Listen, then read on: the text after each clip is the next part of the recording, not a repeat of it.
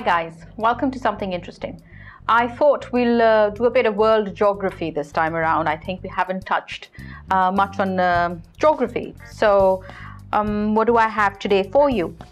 I was just wondering which are, some of the smallest countries in the world. We all know the big ones because on the map you can see these big countries. You've got the United States and you've got India and you've got China. So I thought let's research the smallest countries. Well, the first one I'm sure most of you would know because that's the Vatican. And the Vatican is actually just 0.2 square miles. So it's kind of really, really tiny. And it has a population of 770 people.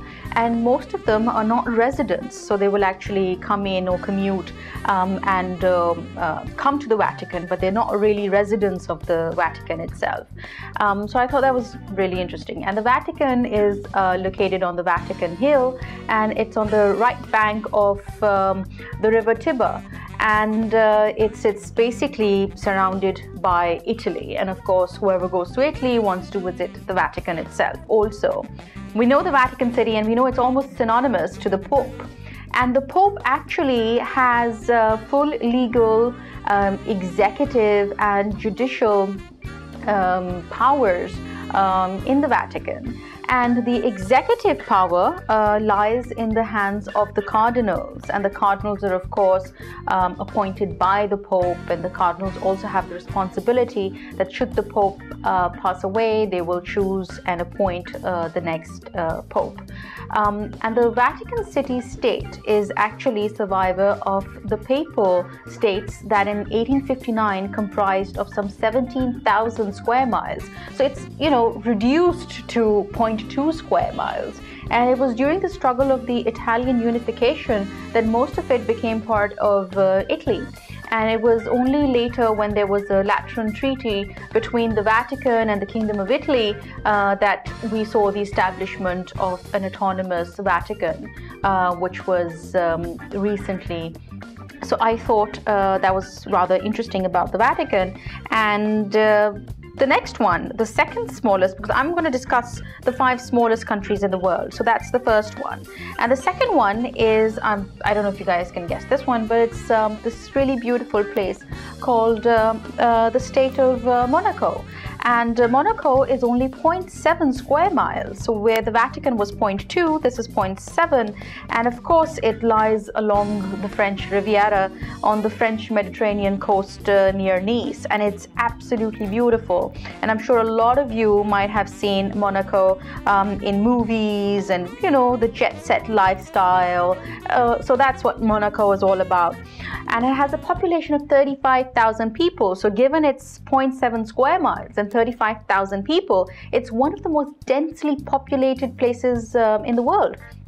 However, the upside being that it has one of the highest GDP per capita, and it's almost 151 USD. It has 0% unemployment rate, and the world highest life expectancy. And Monte Carlo is the principal residential and resort area in Monaco, and it's famous for its casinos and an attraction to the world's rich and famous. And of course, since there is no taxation in the state of Monaco, it is it's a haven for people to kind of come and stash their money because there's no questioning. However, if you're a national of another country, you obviously have to pay your taxes there, but it's one of the reasons why people want to come and stash their money here. And of course, that amazing lifestyle which comes with being in this city. And of course, I don't know how many of you know, but I'm sure most of you do, that Monaco is also famous for Princess Grace, the Oscar-winning American actress Grace Kelly, who married the Prince of Monaco. And unfortunately, she tragically died in a car accident. So that's a bit on the second smallest country in the world, Monaco. Now we're going to come to the third smallest country in the world, and that's Nauru, which is actually an island, an oval-shaped island, which is basically near Australia, and it has a residence of it has 13,000 residents. and it was formerly named the Pleasant Island. And it was in the 19th century that Nauru was actually a German colony, and then it was after the World War that it was administered by Australia, New Zealand, and the United Kingdom. And then during the Second World War, it was occupied by the Japanese troops. And then it finally gained its independence in 1968. Nauru is very famous for its phosphate reserves, and it's a phosphate rock island. And starting 1907 to approximately 1980s, they did a lot of mining of phosphate, and it really boosted the economy. And it went to the point where people had one of the highest standard of living, because they had this resource, and they exported it, and they became very, very rich. Unfortunately, around 1989 or so, they ran out and exhausted their resources, and they weren't really left with much. And what was the sad part, that all this mining caused a lot of environmental damage to this island. And as a matter of fact, since it was administered by Australia and New Zealand and United Kingdom before its independence, Nauru actually filed a lawsuit in the International Court of Justice claiming compensation from Australia for the environmental damages that were caused by negligent mining and those mining procedures that actually damaged the environment for Nauru. And Australia, of course, had its own stance, where they said that 2/3 of the mining actually took place after independence, and hence Australia wasn't really liable. But if you want to do further research, you'll find a lot of it on the internet, what really transpired, because Australia had its own point of view. However, there was an out-of-court settlement with almost 107 million Australian dollars that were given to Nauru. So that's the island of Nauru for you.